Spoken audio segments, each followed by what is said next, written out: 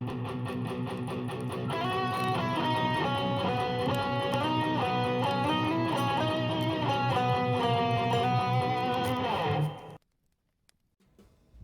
to day 2 of 25 Days of Christmas Comics. I am your host, the Dude Without Fear. Today's Christmas comic we'll be reading from is Winter Soldier, Winter Kills. And this comes from the Ed Brubaker era of Captain America. This comic came out about a year after the Winter Soldier storyline, and this takes place during the Civil War story, where Captain America and Iron Man are pitted against each other over the Superhero Registration Act. So, our story starts out in 1944 on Christmas Eve, the last Christmas of the war. In less than 6 months, Germany will surrender, and after the bombs fall, so will Japan. Cap and me won't be around to see it, but we don't know that. Maybe that's what makes Christmas matter. We'd made it through another year, and in the bombed out streets of London, that always seemed like something to celebrate. So our story starts, Bucky's remembering the last Christmas that he had, which was in 1944. And him and Toro, one of the invaders, is getting ready to go to a Christmas Eve party. And so they're getting ready, and so Captain America is over here doing some studying, and they're like, "Hey Cap, you gonna come with us?" And he says, "To the dance? No, I've got some reading to do, learning the new codes." And Bucky says, "Steve, it's Christmas Eve. Take a break. The war will still be here, and dames love a man in uniform." He says, "You kids have fun, but be careful out there." So they go off into the night to go to the party, and Bucky remembers 1944. That was a real Christmas, the last Christmas I had. And then we flash forward to present day, and he says, "Until now." He says, "My first year back in the world, really back, and this is what they call Christmas." He's going to a subway station, and as he's going to the subway station, he's thinking as he's taking a walk, and he says, "This isn't Christmas. We may be getting this weak excuse for snow, and decorations may be up around the city, but the spirit is gone. It's like someone knocked the wind out of America, and everything important went with it. Now they just go through the motions because no one knows what else to do. But you see it in their eyes. They're scared. There's another war going on all around them, but they aren't involved. They can't be, because this war is fought by gods, not men. That's what it must feel like. Like the way it must have felt to this city in 1940 when the Torch fought Namor and they blew up and drowned half the Bowery. Helpless." And he puts some money in a homeless vet's cup as he walks by. He says, "And it's hard to feel anything else when you feel helpless, but I'd exchange what I feel for that helplessness in a heartbeat, because Christmas for me, ever since my dad died, has been about looking back at the good times and the bad, at things that have been lost. But now there's so much bad and so many lost, so much guilt. God, I'd give anything for it to be 1944 again." And he gets on the subway. So here's the Winter Soldier, his first Christmas since being deactivated, since being himself again, from having his brainwash cleared out. And he doesn't recognize Christmas. And this is a guy who spent his last Christmas during World War II. And it just doesn't feel like Christmas to him whatsoever. And so he's on the subway and his phone rings and he picks it up and it's Nick Fury. And Fury tells him he's got something he needs him to do. He's like, I told you not tonight, man. He's like, come on, kid. I did you a solid. Now it's your turn. Where's the holiday spirit? And Bucky gives in, says, let me get outside and then you can give me the details. So what Nick wants him to do, the Young Avengers, or three of them, Patriot, the Vision, and the Kate, whatever, Hawkeye, I don't know her name, they are scoping out this building that is a Hydra base. And they're wanting to show the seasoned superheroes that they can be useful and helpful. But Nick Fury knows that this place exists, and with an organization like Hydra, where anybody can be Hydra, it's good that he knows where that base is, because he can watch who comes and who goes, so that might reveal some people as being Hydra agents to him. So it's an asset, and they're fixing to go in and try to bust it up. And if they get alerted that they know that they're there, then Hydra's going to close up shop and move on. So Nick Fury doesn't want to lose this good thing he's got going.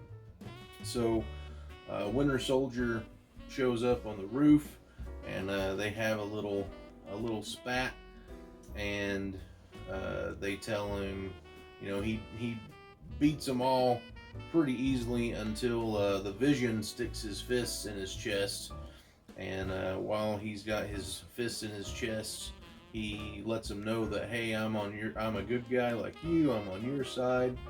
Just ask Hawkeye. I didn't hit her too hard, right? And she's like, yeah, I'm fine. He's a friendly. And so they're talking, and he says, he's fixing to tell them, this place isn't what you think it is.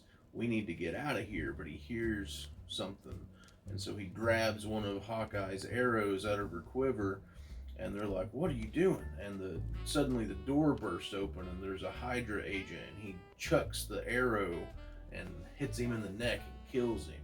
And the Young Avengers are like, oh my gosh, and he's like, killed a terrorist? Yeah, I sure freaking did.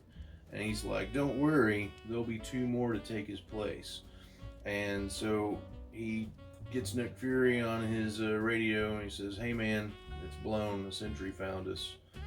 What's plan B? He's like, the same plan B I always have for Hydra, burn it down. And so he's like, man, Nick, I told you I got places to be. He's like, and speaking freely, these kids aren't up to the task. And he's like, they're good, and they're pitching in. So if you let them help you, you can still make your appointment. Winter Soldier reluctantly agrees, and he says, all right, but we're going to do this fast, and you have to follow my orders to the letter. And Hawkeye, she runs her mouth constantly. She's kind of annoying. I've never read any comics with her in it, but if this is what she's like all the time, hard pass. But she said, I just said we won't kill anybody. He says, then let's seriously hope you don't have to. But don't imagine for a second that Hydra will hesitate to snuff you out, girl. And so they ask, who are you? And he tells Patriot, I'm no one that you really want to know. And so they go in and they take out the Hydra base, and they, it sure looks like they kill a bunch of them. Winter Soldier's killing them. He's shooting this guy right in the friggin' chest. And I'm sure that some Hydra agents had to die on this Christmas Eve. But they finish the task and they burn it down. And then he tells them to vanish before S.H.I.E.L.D. and Miss Marvel show up to remind you what a bunch of pansies Hydra really is. Meaning, when the other side of the Civil War shows up, you're going to wish that you weren't here. And Kate gets all offended because Winter Soldier used the word pansy, and she starts going off about how that's an inappropriate word because I don't know what she thinks it means. I guess something offensive. And he said, I meant wimps. It's like, what can I say? I'm not from around here. Now get moving. And he leaves them and jumps off. And so they're standing on the roof, and Vision has been computing. He's been running the records through the old Avengers databases, and he tracks his combat movement and his comparison. He runs a comparison face scan, and he realizes that who they just helped and fought alongside was none other than Bucky. And so then our story takes us to a graveyard, and Bucky is standing at the grave of Jack Monroe. After Captain America and Bucky were killed in action in World War II, a little while later, a few years later, the U.S. government revitalized the Captain America and Bucky personas and got new people to be them to, keep up the encouragement of the soldiers and all that stuff, and to have them fighting and everything. And Jack Monroe was Bucky. And when the Winter Soldier was still the bad Winter Soldier, when he was still brainwashed and programmed, he actually murdered Jack Monroe, not knowing who he was. And so Bucky is now at his grave, and he says, I didn't know who you were, but that doesn't change anything. He says, but I'm sorry that I killed you, and sorry that your whole life was so hard because you wanted to be me. If you'd have seen anything past the newsreels and cartoons, seen what Cap and I really lived through the war, maybe things would have been different. Maybe you wouldn't have thrown your life away on a fantasy. And then he hears something, and he ducks behind the tombstone real quick and pulls out a gun, and it's the Young Avengers. And they're like, whoa, who's overreacting now? And he's like, impossible. How did you follow me? I would have heard you. And Vision's like, you wouldn't have heard me or seen me. And he's like, good point.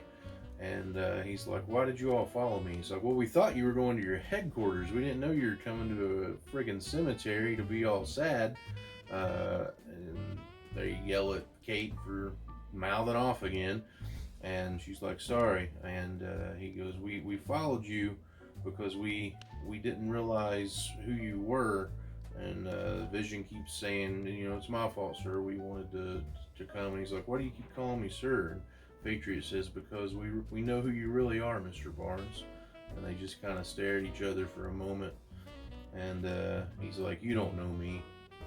And they're like, hey, we didn't come here to interrupt anything. We just wanted to say something to you. And he turns around and looks at him. He's like, what's that? And they all just salute him. And they say, it was an honor, Bucky. And he says thanks. And they ask what he's doing there, and he says, and they're like, who was Jack Monroe? And he says, someone I needed to apologize to. And he says, you came out here to do that on Christmas Eve? And he says, see, for me, Christmas has always been about looking back on the good times and the bad. This was one of the bad. The good is still to come. And Kate says, that's a weird way to celebrate Christmas. And he says, not much weirder than leaping around rooftops looking for bad guys, but yeah, it's different. My dad died in a training exercise right before Christmas in 1937. And Kate's like, oh my gosh, I'm the queen of not knowing when to shut up. And Patriot's like, for real. And Bucky's like, no, it's fine, I don't mind. It was an awful long time ago, even for me. And I still like Christmas. Maybe not this one so much, but in theory. You kids should remember that. I know you're deep in the struggle, but don't let it steal everything good from your life. Don't let it take Christmas. We never did in the big one. Never. And then he leaves them, and he remembers back to the Christmas party in 1944. Him and Toro are at the dance, and he's trying to get Toro to make a move on this girl. And he's like, I can't, man. And he's like, she's way out of my league. And he's like, Toro, you can light yourself on fire and fly. You are a genuine hero in Uncle Sam's fighting forces, dude. There isn't a woman in London that's out of your league. Now go. He shoves him, and he hits up against her, and she's like, whoa. He's like, oh, I'm sorry, my buddy. And she's like, are you? And he just kind of looks at her, and she's like, are you going to ask me to dance, or are you just going to stare all night? So they start dancing. Bucky's like proud of what he just did. And then Steve shows up. He says he's pretty good on his feet. I'll give him that. But she's way out of his league. And Bucky says, not tonight, she isn't. He's like, I'm surprised to see you here. You finish all your homework? And Steve says, no, I just decided you were right and that I deserved a night off. It is Christmas after all. The war will still be there. Bucky's like, wow. Steve Rogers decides to have fun. It's not just Christmas, it's a Christmas miracle. You know, stop, I have fun. And he's like, when? He's like, remember when I punched Hitler? That was fun. So then we go back to the graveyard, and Namor shows up and he says, you're late. And he goes, I know, I got held up, I'm sorry. And they exchange pleasantries, as pleasant as Namor can be, which is not at all. And they are at the grave of Toro. And Namor says, it's a paltry tribute. He deserves more. And Bucky says, so I hear that you were there when Toro was killed. And Namor says, it was long ago, but I had that honor. And Bucky asks him, how did it happen? Do you mind telling me? How did he die? And Namor says, as he would have wanted to, like a hero. And then Bucky kneels down and says, would you tell me about it? Would you do that for me? He goes, it's not a short story. He goes, Namor, seriously, I've got nowhere else to be. And so this story is full of the Winter Soldier remembering both the good and the bad of Christmas's past. And the thing that I really like about this story is that the Winter Soldier makes it a point to not let whatever is going on in your life or in the world at the moment take the joy and the meaning of Christmas away from you. I mean, this is a guy who enjoyed Christmas to the fullest while fighting in World War II. I mean, one of the darkest times to be alive and one of the hardest things to be in the middle of, and he's enjoying Christmas. And so the moral of the story is to not let your life take away the specialness and the greatness of Christmas, because Christmas truly is a magical time. Regardless of what your beliefs are, for whatever reason during the holidays, people are kinder to each other, and there's just this feeling of peace and goodwill towards each other. And so whatever's going on in your life, don't let it take away the specialness of Christmas. Enjoy it, and remember not just the good, but also the bad, and strive to move on to not have any more bad. And that is all for today's episode of 25 Days of Christmas. I will see you back here tomorrow. Good night, and God bless.